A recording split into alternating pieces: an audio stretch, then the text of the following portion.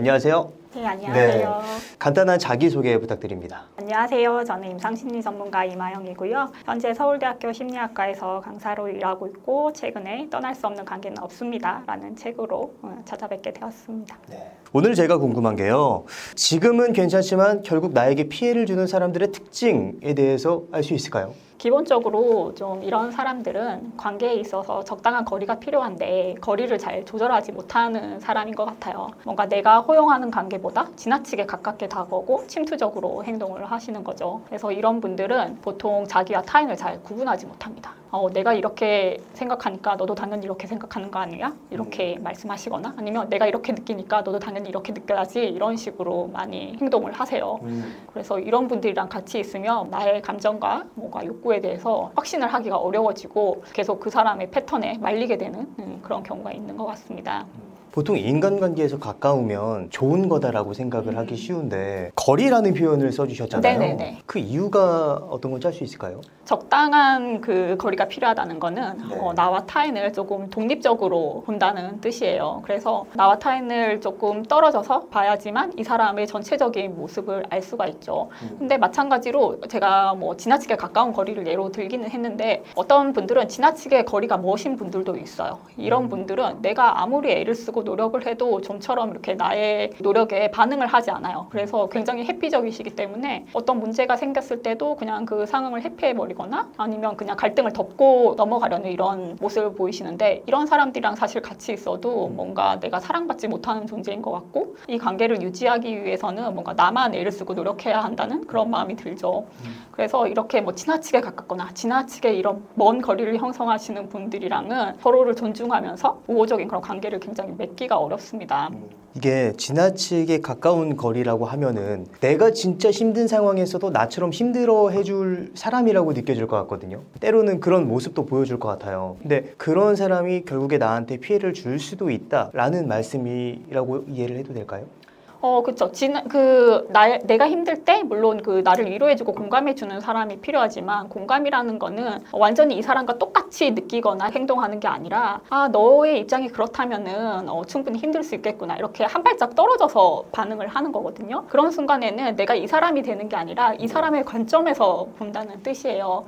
그래서 서로를 이렇게 독립적으로 대하려면 적당한 거리가 있어야 되고, 뭐, 예를 들어서 우리가 코끼리의 모습을 있는 그대로 보려면은, 적당한 거리에서 코끼리 얼굴은 이렇고 코끼리 다리는 이렇고 몸통은 이렇구나 꼬리는 이렇구나 이렇게 다양한 관점을 취할 수 있어야 하잖아요. 근데 만약에 너무 가까이 붙어 있으면 그냥 코끼리 다리만 보고 이게 코끼리의 전부구나 이렇게 생각할 수 있고 너무 멀리 있으면은 그냥 대충 그냥 실루엣만 보고 이게 코끼리구나 라고 이제 지레 짐작을 하게 되는 거죠.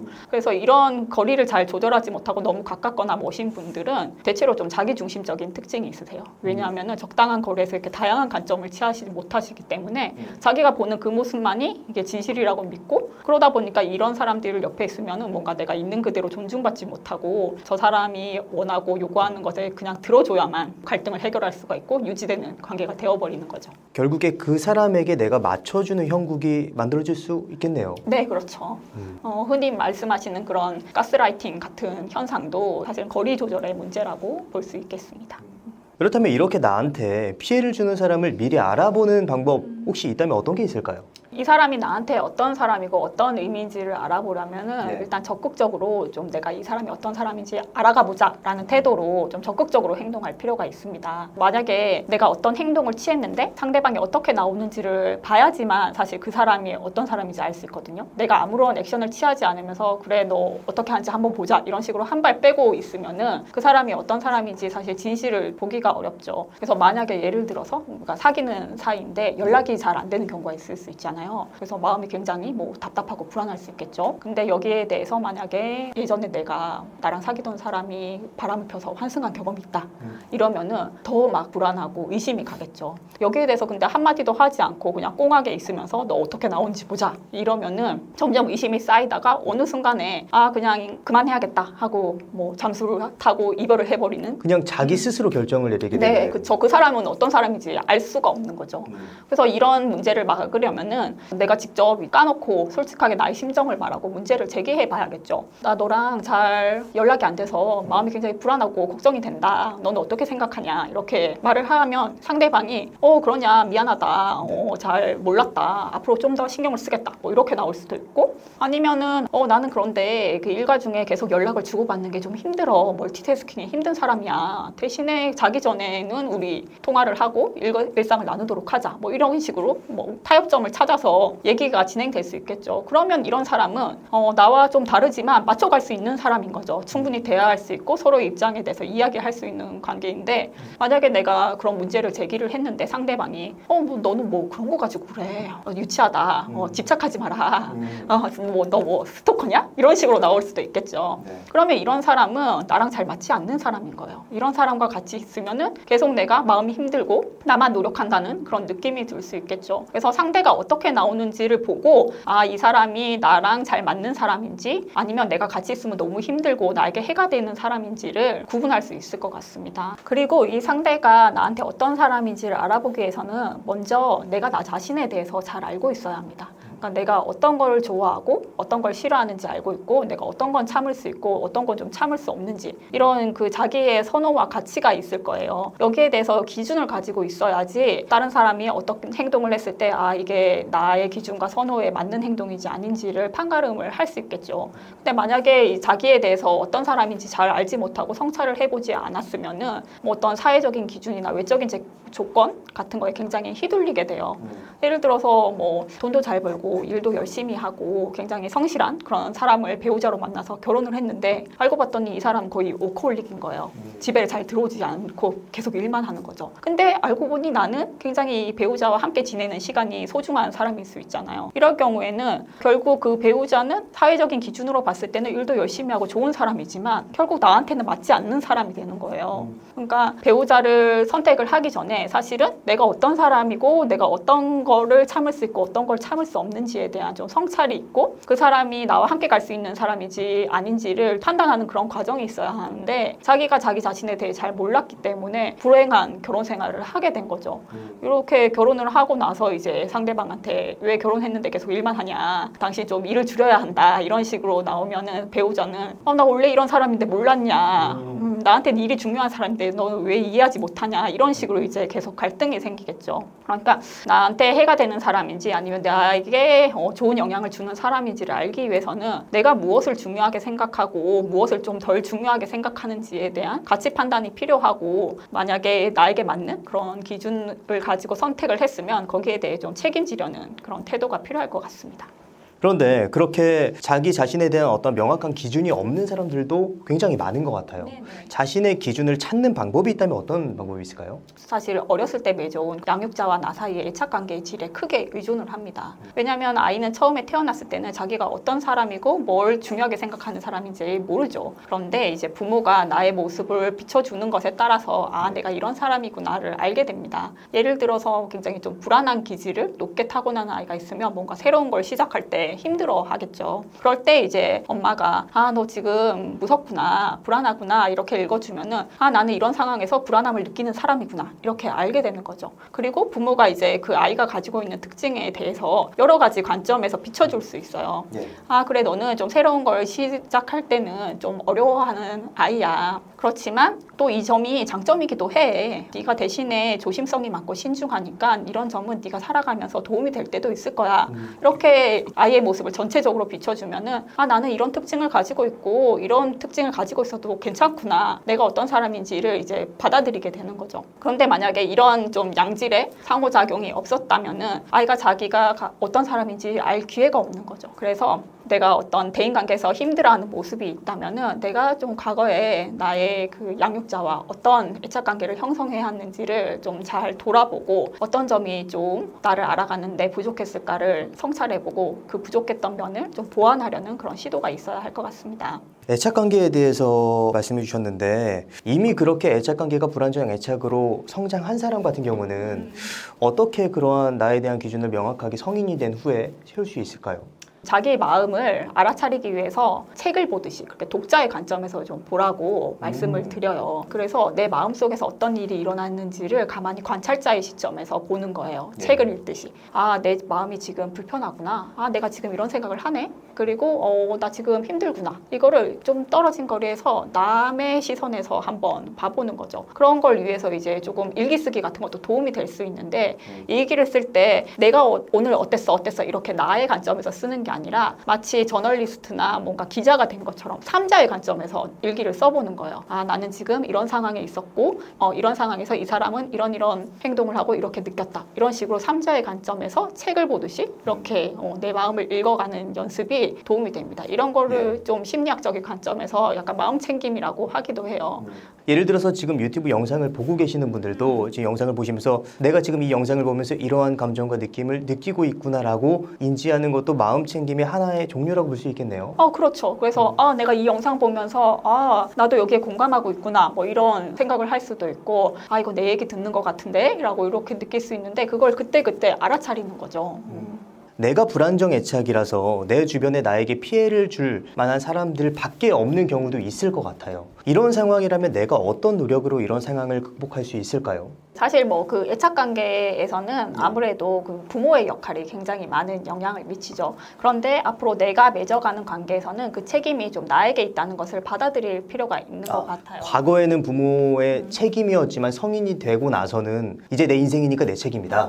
네. 그래서 사실은 이렇게 힘든 관계를 계속 이어가는 사람들을 보면은 대인관계에서 좀 너무 수동적인 태도를 취하는 경향이 있습니다. 그래서 사실은 어떤 관계이든지 뭐 100% 상대방이 잘못하거나 100% 상대방의 의지에 딸린 그런 관계는 잘 없잖아요. 어떤 때에는 좀 관계에서 좀 주도적으로 선택을 하고 이런 건 하지 마라 라고 단호하게 말을 하거나 좀 그 관계를 끊어내야 하는 순간들도 있는데 내 의사를 충분히 표현하지 않고 그 수동적인 태도로 제발 저 사람 나한테 이러지 않았으면 좋겠는데 아니면 좀 제발 이렇게 해줬으면 좋겠는데 이런 식으로 타인이 바뀌기만을 기다리고 있는 거예요. 근데 이렇게 하면은 내가 상처받는 관계를 이렇게 반복할 수밖에 없겠구나를 좀 명심을 하고 앞으로는 그럼 내가 조금 더 적극적으로 내가 맺는 관계를 선택하고 책임을 져야겠다 이런 마음을 가질 필요가 있을 것 같습니다.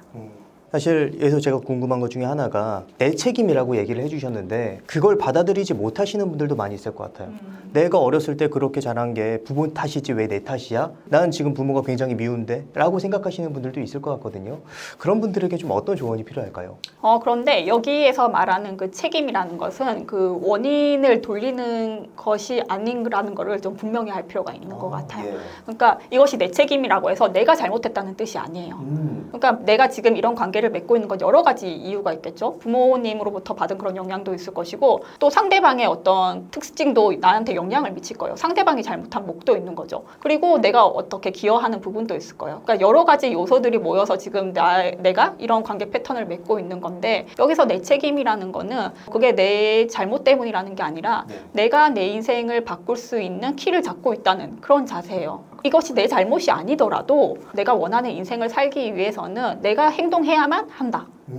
그 상황에서 주도권을 내가 가지고 오는 거죠, 오히려. 죄책감을 느끼라는 게 아니라 그 상황에서 주도권을 쥐기 위해서 내가 스스로 능동적으로 행동할 수 있음을 알라는 말씀이시네요. 그렇죠. 그래서 오히려 내가 선택할 수 있다. 그런 마음을 가지게 되면 오히려 내가 더 많은 자유를 가지게 되고 내가 바꿀 수 있는 부분이 늘어나는 거죠. 지금 해주시는 말씀을 들으니까 뭔가 좀 위로가 되면서 좀 편안해지는 느낌? 그런 느낌이 좀 들었습니다. 네. 이번에 좀 실질적인 질문을 좀 드리고 싶은데 내 주변에 나를 그렇게 괴롭히고 힘들게 하는 사람이 가까운 사람들, 예를 들어서 부모라던가 아니면 직장 상사라던가 그런 뭐 측근일 때 내가 좀 어떻게 좀 거리를 두고 대처할 수 있는지 좀 그 얘기를 듣고 싶습니다. 만약에 나에게 좀 해가 되는 사람이 오빠라고 가정을 해볼게요. 예, 이 엄마가 힘들 때마다 전화를 해서 자기 힘든 이야기를 막 다 쏟아놓는 거예요. 그러면 자식 입장에서 그 이야기를 계속 듣고 있기가 굉장히 마음이 힘들고 괴로울 수 있잖아요. 그러면 이거에 대해서 내가 어떤 마음을 느끼는지를 먼저 알아차려야겠죠.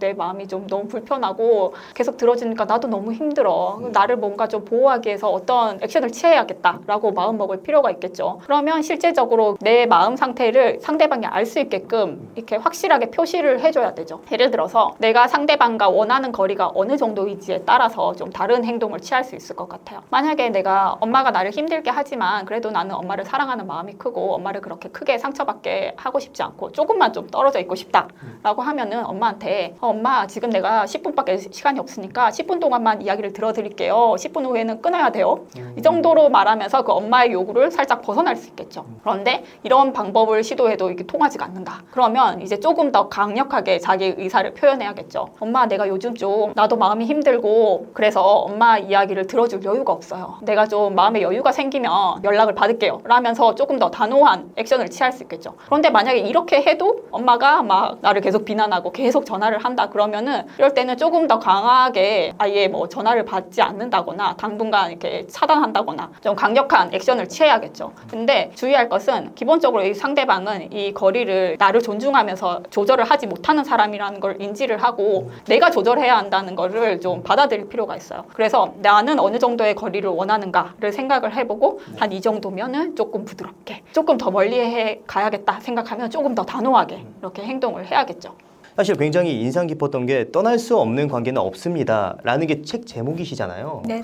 그런데 떠날 수 없는 관계는 없다 라는 말이 어떤 의미인가요? 아무리 뭐 부모라거나 직장 상사라거나 내가 벗어날 수 없을 것 같이 느껴지는 관계에서도 내가 마음먹기에 따라서 그 거리를 조절할 수가 있다는 그런 의미입니다. 그래서 뭐 꼭 떠난다는 것이 물리적으로 완전히 뭐 연락을 끊거나 절연한다는 의미가 아니라 내가 마음먹기에 따라서 이 정도 떨어질 수도 있고 이 정도 떨어질 수도 있고 심리적인 거리를 만들 수 있다는 뜻이에요. 더불어서 만약에 내가 나를 굉장히 힘들게 하는 관계이지만 떠나지 않기로 했다라고 한다면은 떠나지 않기로 선택한 나의 이유가 있는 거죠. 그 마음을 좀 잘 돌아볼 필요가 있을 것 같습니다. 예를 들어서 아까 그 엄마처럼 굉장히 어떨 때는 나를 힘들게 하고 괴롭게 만들지만 엄마를 생각해보면 내가 사실 엄마에게 고마운 부분도 있고 인간적으로 굉장히 안타까운 면도 있고 사랑하는 마음이 있을 수 있죠. 그래서 이 엄마를 떠나지 않기로 선택한 것은 내가 그 엄마에 대한 마음을 좀 소중하게 지키고 싶기 때문이지 엄마를 위해서 내가 희생하고 있어. 이런 태도는 좀 바람직하지 않은 것 같아요.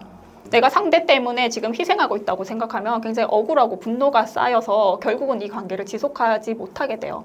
그러니까 내가 이 옆에 남아있기로 한 거는 나의 선택이고 좀 내 마음을 지키기 위한 부분이 있다는 것을 인정을 하고 그러면 엄마한테 남아있기로 내가 선택을 했으면 나를 어떻게 보호할 수 있을까? 이렇게 좀 질문을 던져야겠죠. 그래서 이런 좀 보호 방법을 택할 때에는 명심해야 할 게 상대방은 절대 내가 원하는 대로 변하지 않는다는 걸 이렇게 기억을 하고 있어야 될 것 같습니다. 결국 인간관계에서의 선택권은 내가 가지고 있다라는 말씀이 굉장히 좀 위로가 된다라고 느껴지는데 마지막으로 그런 사람들에게 휘둘리지 않고 온전히 나로 살아가기 위해서는 좀 어떤 방법을 취하는 게 좋을까요? 가장 중요한 부분은 타인이 하는 뭐 나에 대한 말이나 평가가 나를 규정하지는 않는다는 거를 좀 기억하고 있으셨으면 좋겠어요. 예를 들어 아까 나를 좀 굉장히 힘들게 하는 엄마에게 내가 어느 순간 엄마 더 이상 말을 들어드리기가 힘들 것 같아요 라고 하면은 엄마가 넌 어쩜 이렇게 이기적이냐, 네 생각만 하냐, 넌 정말 너무 이기적이다 이런 말을 하시겠죠. 그런데 엄마가 그 순간에 나에게 이기적이라고 하는 거는 엄마가 지금 자기 욕구가 채워지지 않고 자기 감정적인 문제를 자기가 해결하지 못했기 때문이지 내가 실제로 이기적인 사람이어서 그렇게 말을 하시는 게 아니라는 걸 좀 알 필요가 있고 엄마의 문제와 나를 좀 분리시켜야 할 필요가 있는 거죠.